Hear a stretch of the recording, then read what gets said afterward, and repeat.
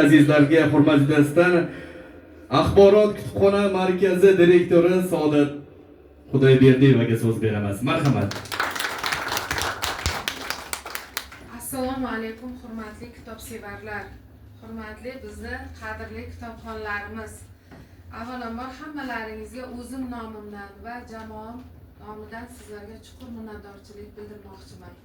Bir hafta davomida biz bilan yelkama-yelka turib tadbirlarimizda faol ishtirok etganliklaringiz uchun va sevib kitob o'qiganliklaringiz uchun va shu invalid haftalik tadbirimizga befarq bo'lmaganliklaringiz uchun sizlarga katta rahmatimni izhor qilmoqchiman.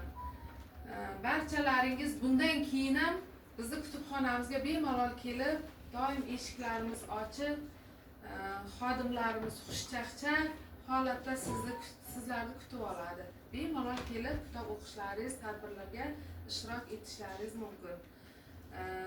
Kitob o'qish kerak. Hammamiz. Kitob o'qish yosh tanlamaydi. Qari bo'ladimi, yosh bo'ladimi, doim kitob o'qishimiz kerak. Va undan tashqari alohida ustozlarimizga, tarbiyachi opalarimizga bu hokimimizning nomidan berilgan tashakkur edi.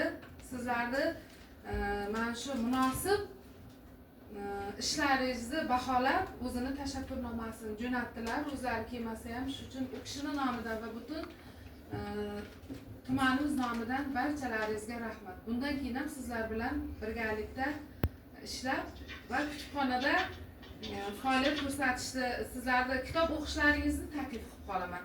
Rahmat.